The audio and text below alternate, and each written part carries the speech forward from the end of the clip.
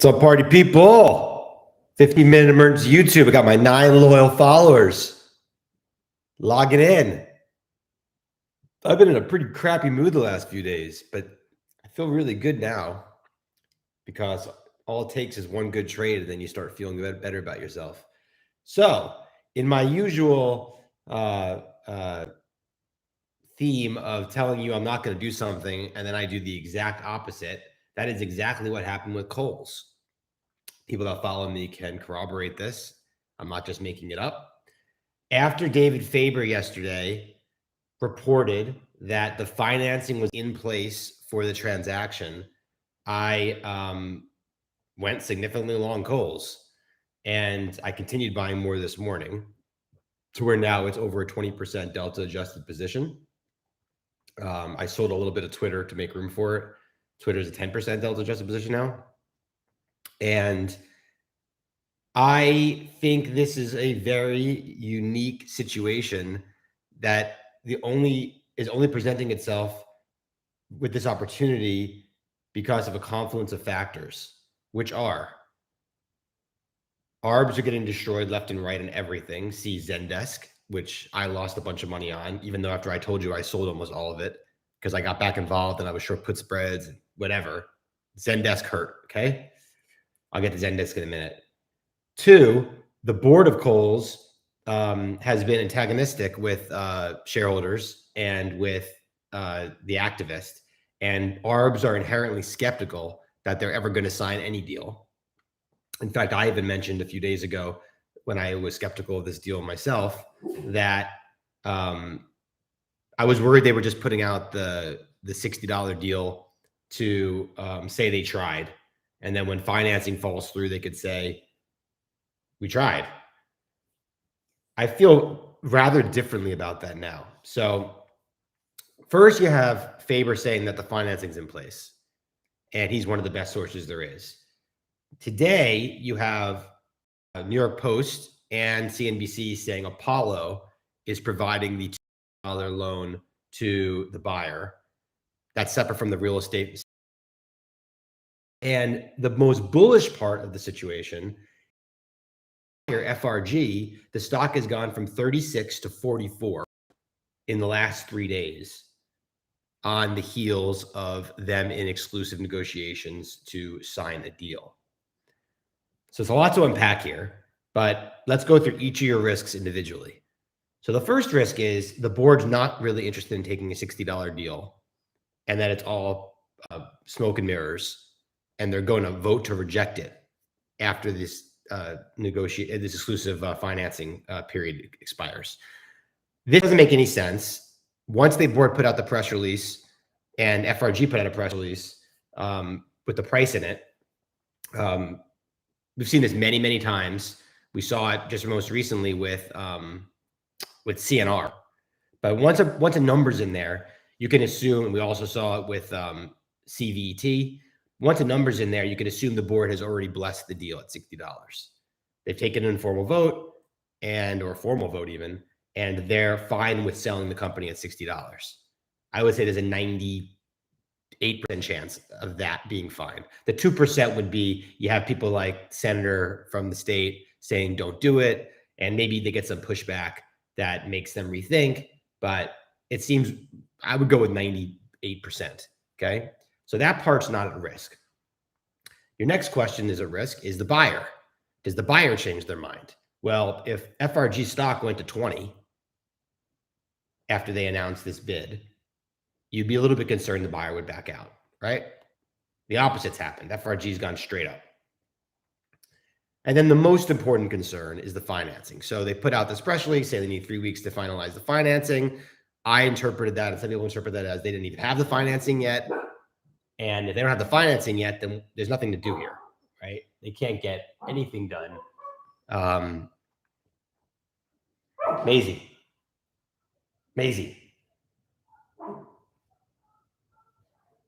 My whole family's outside. Well, not my whole family. The boys and my wife and their nanny. And they're distracting me on YouTube.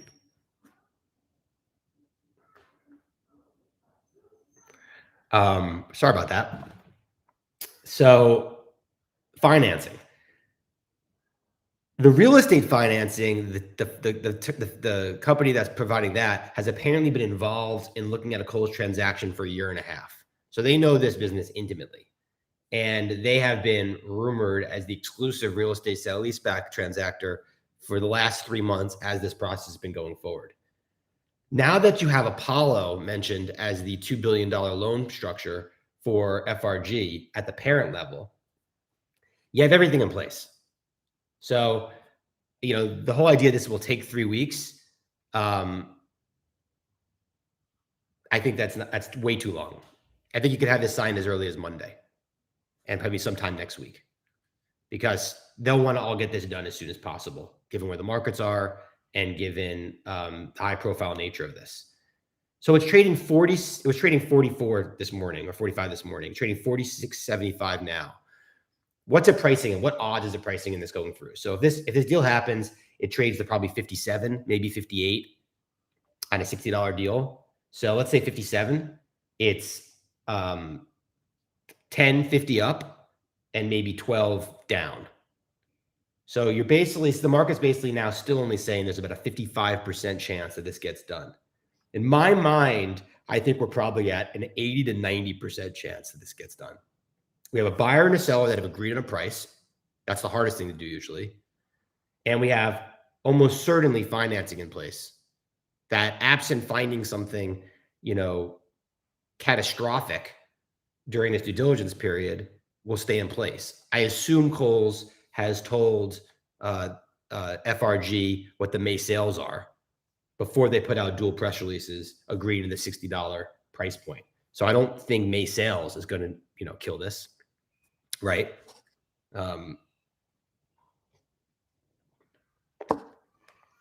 Was talking to an FRG shareholder a week ago about the deal, had mixed feelings then. Now the financing came out, seems to be all about it. Can you blame them? Well, apparently, and I'm not looking at this from an FRG perspective, but FRG is going to be a free cash flow machine after they complete this deal, right? They're getting a ton of non-recourse debt with the real estate, and they're borrowing just $1 billion against their current equity, and it's going to generate just hundreds and hundreds and hundreds of millions of dollars of free cash flow on what is now, whatever, $1.5 billion market cap. So there's a chance for FRG to explode upwards if they can right-size Kohl and stabilize the business. The business was doing fine until April. And yeah, we might go into a recession and all that stuff, all that good stuff.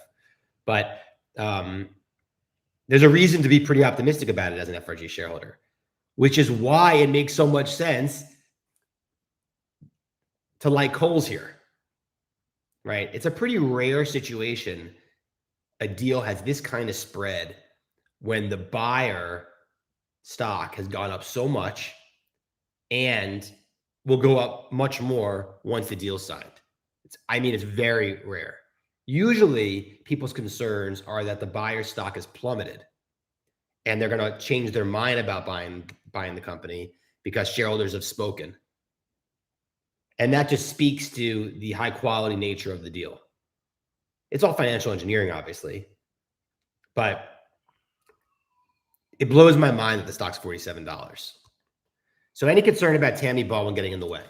She's a senator from Wisconsin. No Congress people like leverage buyouts or private equity firms firing employees. That's been like that forever. She has no power to stop this. The one concern I will say, which someone brought to my attention, is that Kohl's is a Wisconsin-based company, not a Delaware-based company, and they're supposed to take into account other factors besides just shareholders when they make a decision. It seems to me at this point, they have, and they voted. That's why we're where we are, right? They know what the debt is going to be on the business. They're familiar with what the structure of this deal is going to be as of Monday to put out that press release, right? They were 90% of the way there. It's very similar to me of what happened with both CVET and CNR, where the buyers and the sellers came together, had a price. They needed a few weeks to actually finalize the structuring after they announced it publicly. You have a market test to see what the buyer stock does. The buyer stock is skyrocketed.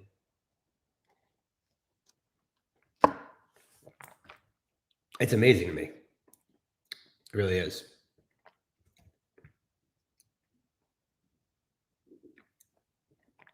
So I think it should be trading $50 right now, maybe even 52. That's how confident I am. I think the deal gets done. If it was 52 and I said it was going to 57, I would still really like it. I wouldn't sell any. So that kind of shows you how mispriced I think it is. And I think we're just in kind of a weird world right now with ARB and the markets. And that's why you get this opportunity. Now, mind you, all I've done is taken L's on this name. I had July call spreads that were 62.50, 67.50, big L.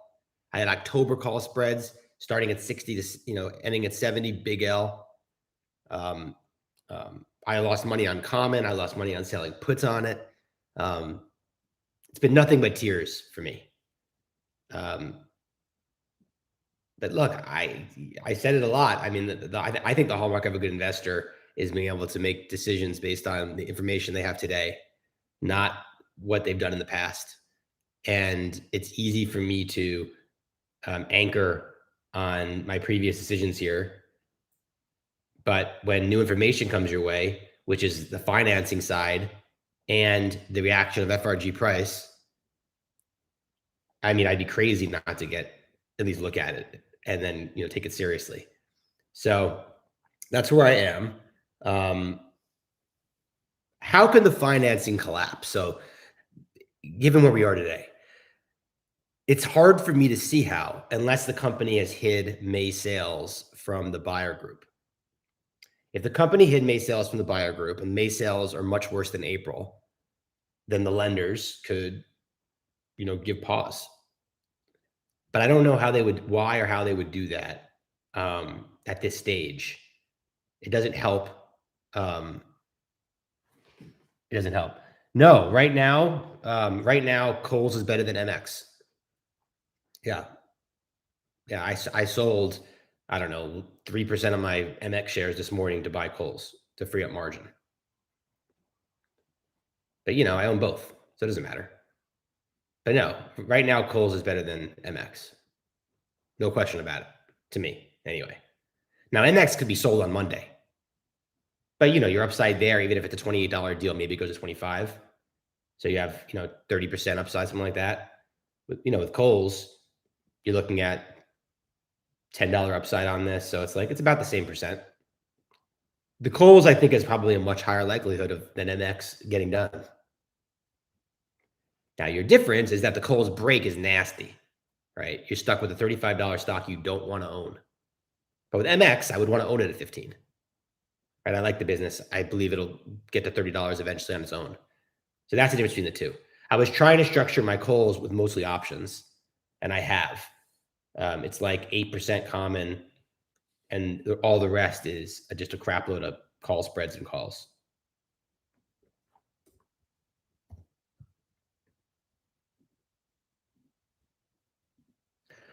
But that's exactly the question I asked myself this morning, Glenn.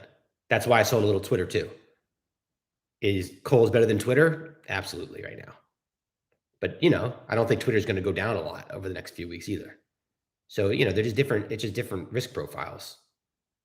But that was the reason why I freed up capital to buy more, because I see it as a very unique near-term opportunity.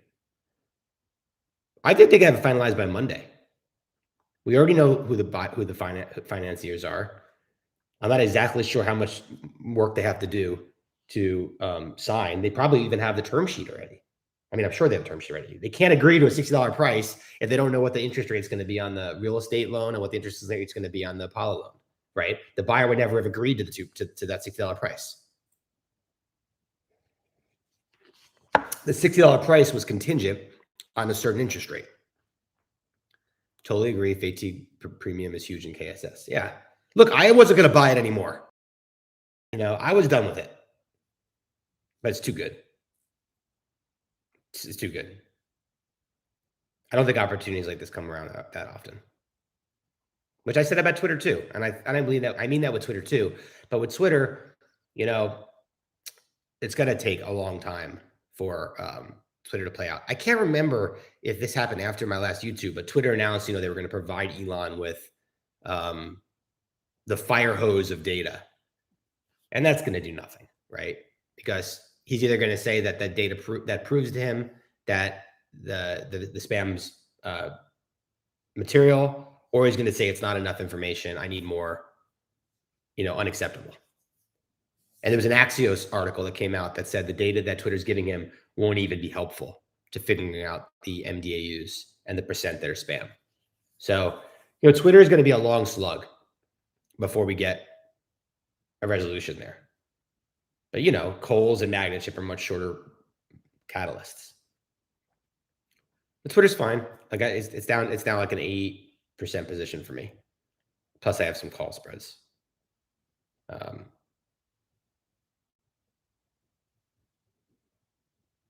And with Zendesk, I own it still. I own it pretty big now. It's all common. And your risk there, of course, is that the earnings take a nosedive when they report in July. Jan is going to win the 4 board seats in August. This company in a better financing market could easily be sold for $120 a share. Remember, they got a $130 bid back in late February before the markets cratered. So is it reasonable to think that in the fall, if the markets stabilize and Zendesk business keeps performing as it has been, that they could sell for 130 under a 4 board of directors Jana slate? Yeah, I think it's reasonable.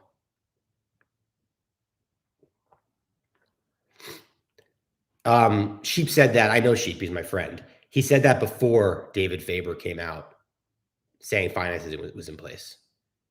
Sheep was scared about the Target news that morning, and he was just like me. He was generally concerned that just because they signed the letter of understanding, the letter of intent, without the financing, it's like saying, I just want a package of condoms. I'm ready to have sex with a sex supermodel that comes to my door, but I don't have any actual plans to get a supermodel to come to my door. So I think that was that was my thought process, that those press releases were like, we got the condoms, but the supermodel in this analogy would be the financing. And I think that it seemed like, and the market also thought, by the way, the same thing that we thought. There was a reason why the stocks was 44, 45, when it's a $60 bid on dual press releases saying that they had an agreement at $60 pending financing and minimal due diligence. It's because the market's rightfully skeptical that the financing can get put in place. But it would seem like all things point now to it's very likely that the financing's in place. Like I would say 80 to 90% would be my odds versus the 55% the market's placing on it. But look, anything could happen. The Senators thing could throw a wrench into it with the board. It won't. There could be, like I said, the sales could have been atrocious in May, and that makes a problem. But I will just say the move in FRG is so significant. One of the risks might be, like, let's say FRG doesn't want to cut on the price. What the stock's doing, like they want there, so they are highly motivated. And look, the $60 price has been mentioned by both sides, so I don't see that moving at all. Yeah, I think it's great. Let's see what happens. Any other questions? I hope we wake up Monday to an MX deal, a Kohl's deal, and an SHLX deal. That happens Monday night in Las Vegas. I will just get in the car and drive straight there.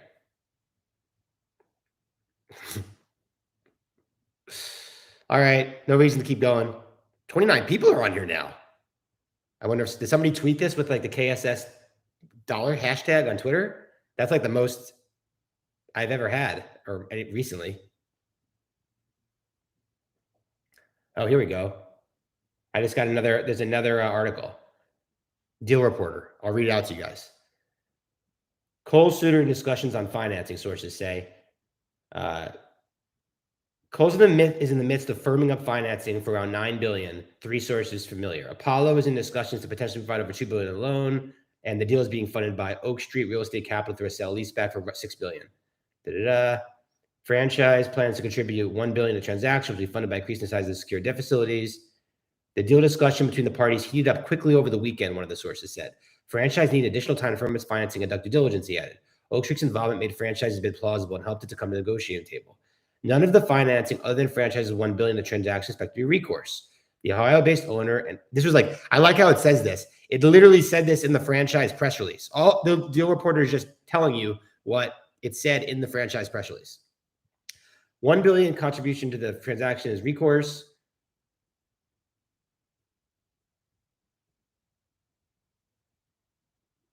There's absolutely nothing in this.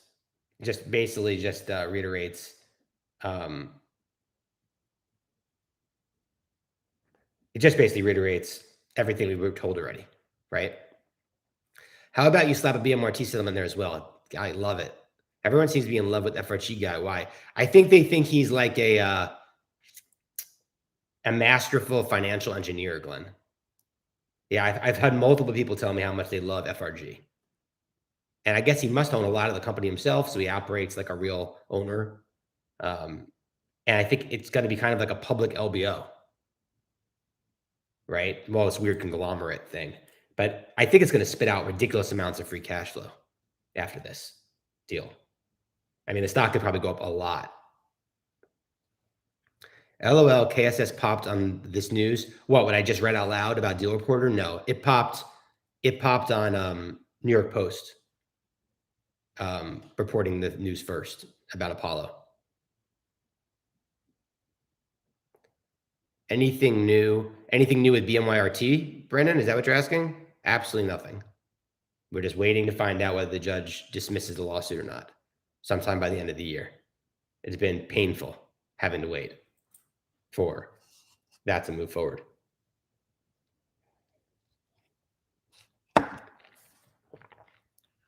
Anything else? Oh, any new ideas? No. I just told you I love Kohl's. It's not new, but you know, no other new ideas. AMLX popped big yesterday. Pitched you guys that 2 days ago. Are you an SRG? No, why would I be an SRG? I don't know what SRG is. Isn't that a big real estate company? SRG.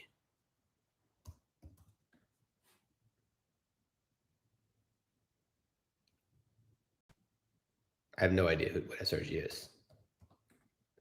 SRG, Seritage Growth Properties. What is it like? I have no idea what this is. $450 million. Oh, old Sears. Oh, no. I know what it is now. No, I would never own Sears. Never been involved in any of the Sears entities. Thank God. What a disaster that's been. All right, kiddos. Let's get this done. How long until Green First gets a bid from Inferior? I have no idea what Green First is or Interfor. Sorry, I thought you mentioned it. How? I don't know what the Green First is. Or is that another ARB thing that's going on? I have no idea what those two companies are. All right, everybody. Peace.